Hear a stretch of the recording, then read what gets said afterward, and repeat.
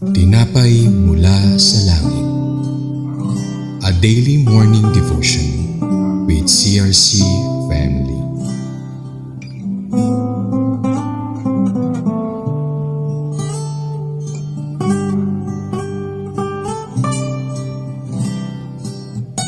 Mapagpalang umaga po sa lahat. Ako po si Elder Nora Cabilin of CRC Mother Church. Samahan niyo po ako para sa ating daily morning devotion dito po sa Tinapay mula sa langit. Before we start, let us all pray. God the Father in heaven, we praise and glorify your name. We thank you for this new morning, new life and strength and hope for a better day. This morning po, we ask the help and guidance of the Holy Spirit to open our spiritual ears and heart upang manawaan at maintindihan po namin, maitanim sa aming puso ang mensahe na nais mong ipahatid ngayong umaga. Ikaw po ang siyang maitaas, madakila at paparangalan sa buong programang ito. Ito pang aming dalangin sa pangalan ni Jesus, our Lord and Savior. Amen. Ang title po natin for this morning is Leave Behind Some of the Harvest for the Poor. At ito po ay matatagpuan from Deuteronomy chapter 24 verses 19 to 22. Let us read from NIV. When you are harvesting in your field and you overlook a sheaf, do not go back to get it. Leave it for the foreigner, the fatherless, and the widow, so that the Lord your God may bless you in all the work of your hands. When you beat the olives from your trees, do not grow over the branches a second time. Leave what remains for the foreigner, the fatherless, and the widow. When you harvest the grapes in your vineyard, do not go over the vines again. Leave what remains for the foreigner, the fatherless, and the widow. Remember that you were slaves in Egypt. That is why I command you to do this. Sa MBB Tagalog, basahin din po natin, kung sa pagliligpit ng ani ay may maiwan kayong mga uhay, huwag na ninyong babalikan iyon. Hayaan na ninyong mapulot iyon ng mga dayuhan, ulila at mga byuda. Sa ganoon, pagpapalain kayo ni Yahweh sa lahat ninyong gagawin. Kapag napitasan na ng inyong minsan ang inyong mga olibo, huwag na ninyong babalikan ang natira. Hayaan na ninyo iyon sa mga dayuhan, ulila at mga byuda. Kapag naani na ninyo ang inyong ubas, huwag na ninyong babalikan ang natira. Hayaan na ninyo iyon sa mga dayuhan, ulila at mga byuda.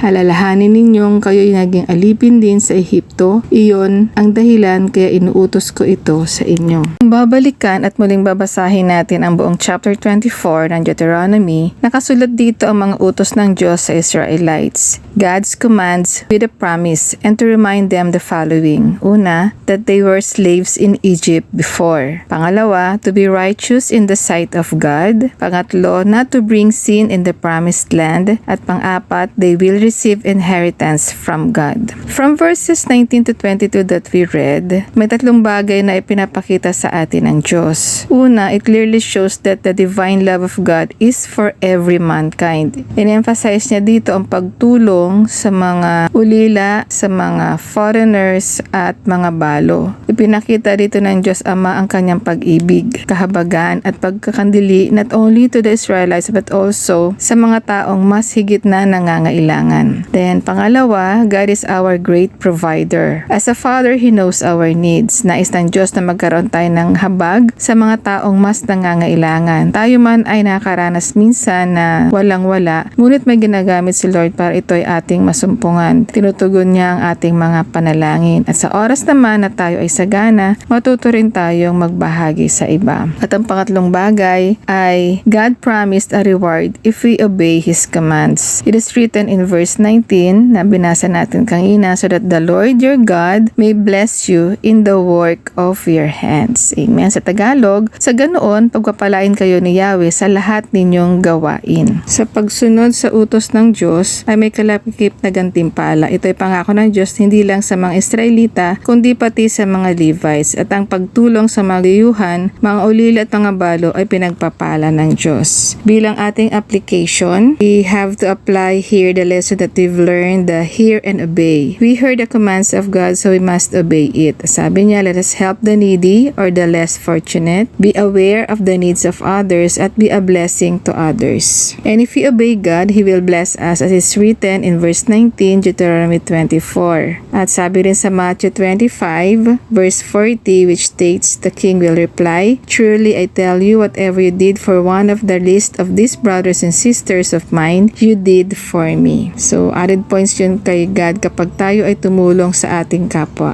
Amen? So, before we go to the conclusion, share ko lang po sa inyo while I am reading these passages, naalala ko ang story ni Ruth and Boaz, kung paano silang pinagpala ni Lord pareho for obeying the Lord and helping the poor. So, old practice na pala yun sa Israelites ang pagtulong sa isang balo tulad na ginawa ni Boaz kay Ruth. Inutusan ni Boaz ang kanyang mga tauhan na hayaang mamulot ng uhay o bigkis ng palay ang nasa kanyang bukid si Ruth na alam niyang balo at dayuhan sa Bethlehem dahil nga siya ay isang Moabite. At nagpakita rin ng kababaang loob si Ruth kay Boaz at wagas na pag-ibig sa kanyang biyanan na si Naomi. So, kapwa sila balo. So, sila ay kapwa pinagpala ng Diyos dahil sa kanilang mga pagsunod sa utos at pagtulong sa kapwa. So, si Ruth at Boaz ay kinasal. Nabalik kay Ruth at Naomi yung lupain na dating pagmamayari ni Elimelech na asawa naman ni Naomi. At galing sa angkan ni Ruth at Boaz ang mga sumunod na henerasyon nila David hanggang kay Jesus. So, ganun po ka-faithful si God sa kanyang mga promises noon pa man hanggang sa ngayon at hanggang sa